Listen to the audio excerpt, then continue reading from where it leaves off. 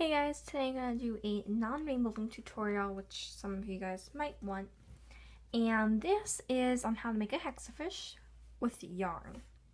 So this is really comfy and it's definitely a lot faster than a hexafish on the Rainbow Loom. Personally, I don't really like the look of those that much. I'm not sure if I'm doing something wrong, but I don't know. I just don't like bulky bracelets, but these are just so cozy and they're made with yarn, so I think that's pretty cool. And I use self-striping yarn because I didn't know it was self-striping when I bought it. So usually you don't get all the colors to fade into each other very quickly. And you can also make a 3-pin fishtail. These are a lot faster, but if you use self-striping, then the color is not going to change at all unless you catch it right when it's changing. So these are definitely quicker, but these are cooler. And if you want to know how to make these, then go check out sooo. She's at Sarah Lynn T on Instagram. She posts videos every Friday. She calls it Crafty Friday, which is super unique. And she has amazing tutorials, and they range from clay to Rainbow Loom to pretty much anything. And she has the best variety I've seen, and her videos are really interesting. So you should go check her out and subscribe. And she'll teach you how to make these, but I'm going to show you how to make the hexafish.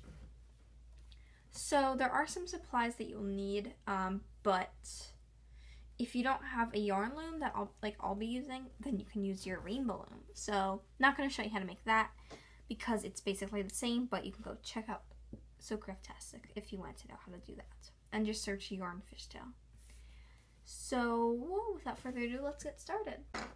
So as far as definite materials, you're going to need some yarn, and I have 3 types of yarn here.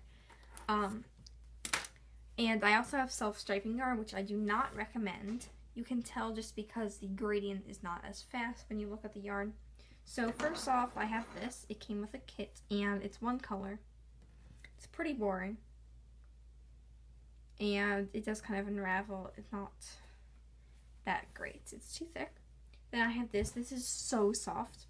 And if you look at this, this is not gradients. This is actually stripes, but it changes color pretty quickly, about every 4 inches or so. So this would be good, except it's very thick. I tried to make a tutorial with this. It was just so difficult. So I'm going to be using this, and if you look at the end, then you can see that it changes color very quickly. So this is what I'll be using, and it's thin, it's perfect. So you can use one color, but I like using this. And also sooo tells you how to add beads to yours. You'll also need some scissors, just using some regular scissors. And then you'll need either a Rainbow Loom, or you can buy one at your local craft store. Sorry about that, it's just adjusting my chair. Then you will need one of these. This is a Wonder Loomer. I think it's called, I'll go double check the name real quick. So I double checked, and this is actually called the Wonder Knitter by Clover. It says Clover right there, you can see. And so once you've gathered all your supplies, then we can get started. So don't forget, you can always use your Rainbow Loom. So you're going to find the end of your yarn and kind of unravel some of it, so you have a lot of slack. And just going to kind of throw it at the wall like a few times. And then you're going to take your ends, and then you're going to drop it through the middle. Okay. And pull out so you can hold it. Okay. And then you're going to set it down. If you're like me and you want to do that, then you can just set it down so it kind of goes on top of the excess. And this way you can see a lot better. So this part can be kind of tricky, so just watch closely. So pick a point, so right here, And you're going to go to the left of it and wrap it around. We're always going to be moving clockwise. And then once it's wrapped around like that, then I need to pull it more. So once it's wrapped around like that, then you see that it's on this peg, so now wrap it around that. And it might unravel, but just redo that. It usually unravels for me the first time. So wrap it around, and then you'll just keep going in a counterclockwise motion, but well, you'll be moving clockwise, but it'll bring you around counterclockwise, if that makes sense. And just keep doing that. So if you don't know what pin to go to, then it'll just lead you to that. And once you wrapped around the last one, sorry if I went too fast, then you're going to tuck it in here. Okay? And now I'm just going to bring my yarn to the other side of me. Actually, I'm going to drop it on the floor because it was like on the wrong side. So just going to do it like that. And now we're going to just make sure it's secure and push everything down, and we're going to just turn it clockwise. And if you look, then it'll actually be getting 2 layers in every pin. So once we've gotten back to the beginning, there should be 2 on each, and put it somewhere between the last and the first. And then we're going to want to hook the bottom over the top. And so because it's a yarn loom with a special hook, then you actually go inside like that and pull it over. And at this point, you'll still want to hold on to your loose end so it's tight. And if this doesn't make sense, just watch. Basically, you're just pulling the bottom over the top, and then after you do that, you're just going to spin until you get the next one, and it should always be in the same position. That way you don't even have to move. You just turn until you see the next one. And then you just keep repeating that. You don't necessarily need to count because you just keep going until it's the desired length. So spin and then pull the bottom over. Spin. Bottom over. And then I'll give you a front, like an aerial view.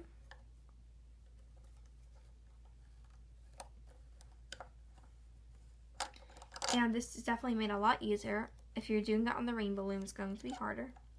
And if there's something like this, there's 2 on it, but it's getting a 3rd, which means that you skipped it. So just bring the bottom over the top.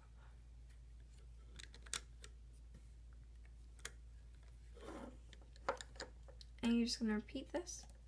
So I like it to be all around so that there's not like a gap where there's just string. But if you want, you can have like this much be string. But I think it looks better this way. And also, it's going to look shorter when it's on your loom. So it's going to gain quite a bit of length. Okay? And you can also use this as a hook cover if you want, but it doesn't look that great. So I'm just going to show you a little more. Then I'll keep doing it maybe for a few more rounds silently, and then I'll speed it up. So just bring the bottom over the top, and if you crochet like I have gotten into crocheting or do Rainbow Loom, then you'll know a lot about putting the bottom over the top because this is just a hexafish with yarn, and it's definitely a lot faster because you don't have to keep placing bands, and the tension's not as great. So once you've done the first few, then you can give the excess a tug, and that will tighten it, and then you don't have to hold on to that any longer. So just spin, bottom over the top, and feel free to pause, of course, although it's just repeating, so you should pause when I start to fast forward, so you can keep going.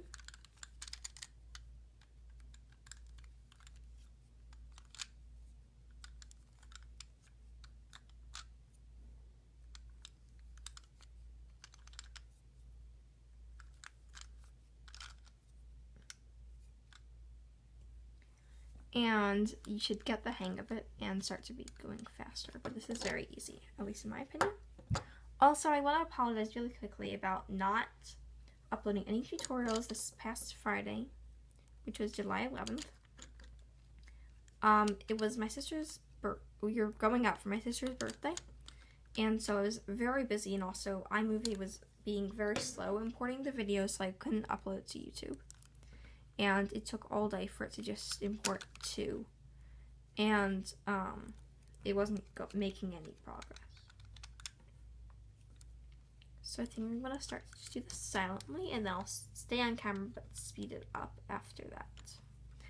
And then finally I'll go off camera.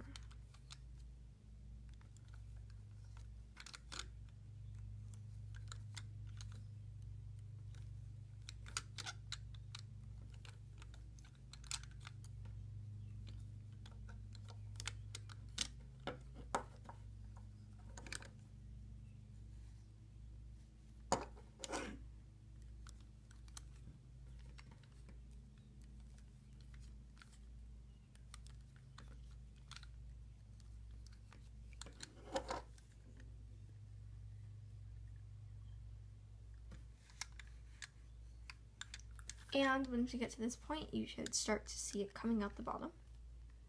So I'm just gonna probably speed up this next part because it's already 8 minutes in.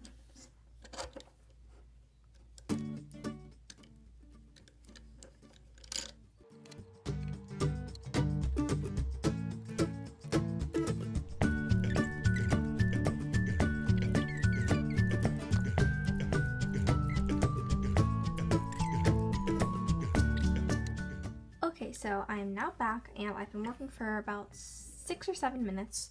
I watched the video. That's how long it was. So now we're ready to take it off the loom. So from my past experience, you need a lot of thread or yarn. So I'm gonna cut out like about a foot because you don't want to have too little, or you're gonna have to unravel some of it. So just get a lot. And I have so much yarn that I don't think I'm gonna run out.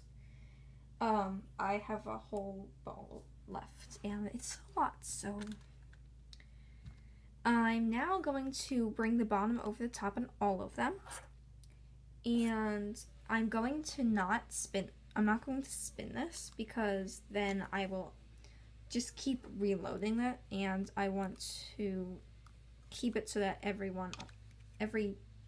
thing only has one, if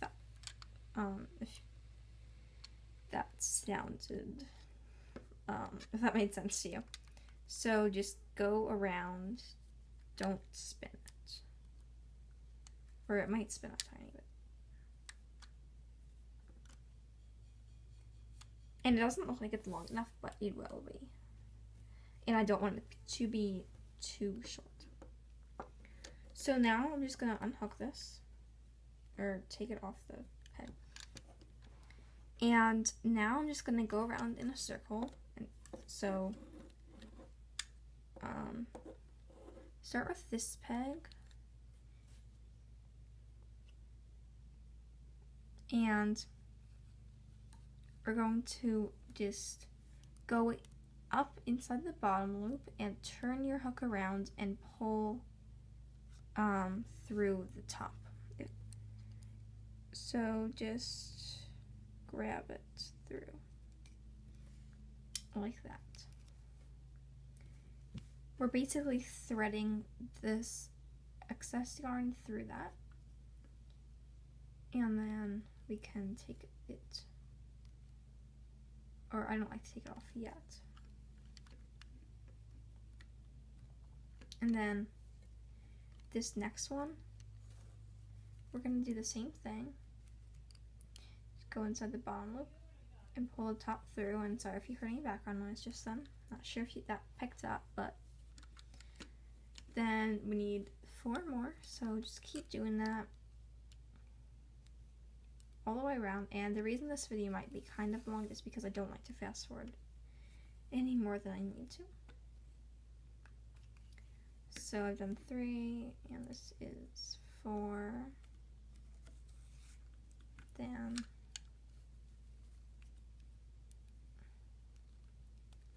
five,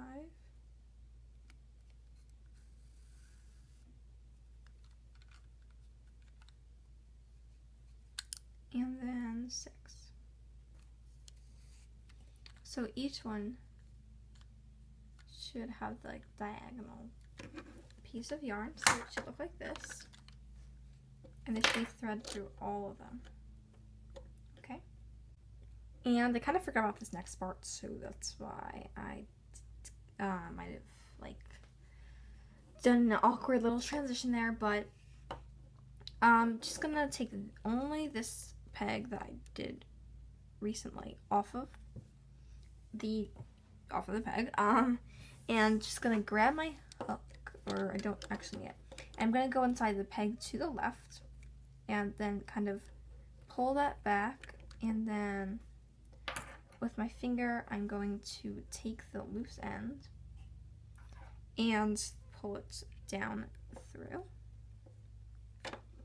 So just pull that through, and then now this one can come off. And we're gonna repeat, so we're going to just loosen this with our fingers and then pull the loose end through. And I got this tip from So Craftastic. If you have fraying ends, dip it in glue, but mine's not too bad. And then again, just going to the left, just loosen it and then kind of dip that through. And you want to do this before taking anything off of the pins. I almost took that off, but then I remembered that step. And then you can just pull it tight every once in a while. And just keep doing that until you get to the end. So I'm on my second to last peg, and then now I'm on my last. And again, just dip that through. And then you can take everything off. So this is what it looks like, and it looks like there's more purple, but it's actually because the purple is very light next to the white. But I think this turned out really cool, especially the pattern. And this isn't quite long enough for my wrist, but that's okay. So next I'm just going to tie this, cross them over and then pull them through the loop like you're tying your shoelaces. And then I can just put my hands through there and try to tighten it, but it's not really working.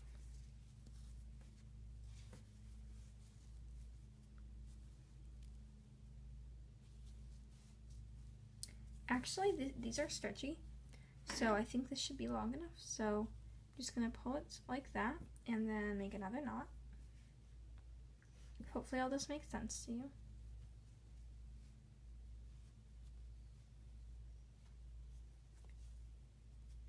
And then I'm going to do another knot, just to be sure. Before I cut it, I'm going to try it on. And this is very soft, and it fits perfectly. So it might not look like it fits, but this yarn at least is pretty stretchy. Not stretchy like if you pull it, it's not going to stretch, but it'll kind of separate and become less dense, I guess. And it does kind of flatten out like a Hexafish. And then you can just cut the ends. I don't like to cut them too close to the knot because I don't want it to come off. I'm actually going to tie both of them into one final knot.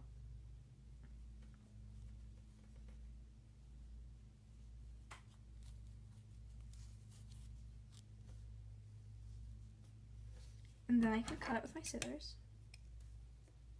Just gonna leave like a centimeter. And we are finished. And it's really comfy. It's definitely a lot faster than the Hexafish. It can take hours. This only took like 10 minutes or less. And don't forget to check out So Craftastic. Find her on YouTube and Instagram, Sarah Lynn T. She also has a fashion channel, Sarah Lynn Fashion. And you can find out how to make it on your Rainbow Loom. Thank you guys so much for watching this video. I thought I'd do some non-Rainbow Loom tutorials because this is so much more comfortable. And don't forget to find me on Instagram. I'm currently hosting a question and answer, so just scroll down a few to find that. I can't show you because I'm using my phone to film. But if you make this, then please hashtag it to hashtag iCraft stuff. That's with 2 S's, iCrafts, and then stuff. Not 1 S, 2 in the middle. And also please tag me in it or say thanks at _iCrafts_ for the tutorial, something like that. Just, you know, give me credit. Also give credit to SoCraftastic and hashtag it to that too. So I really hope you enjoyed this video. If you want more tutorials that are just like other crafts, then give this a big thumbs up and also subscribe for more videos. I try to have 2 a week. The only exception was last week or last Friday, but also keep a lookout for some Japanese DIY candy kits. I'll have bento, drawing can lands, gummy lands, donuts, and sushi crazy poppin' cooking kits coming up soon, so please check out those when they come. They're not up right now, but they will be up in the next few months, depending on when it comes. And sorry for this long outro, but yeah, once again, thank you guys so much for watching this video, and I'll see you guys in the next tutorial.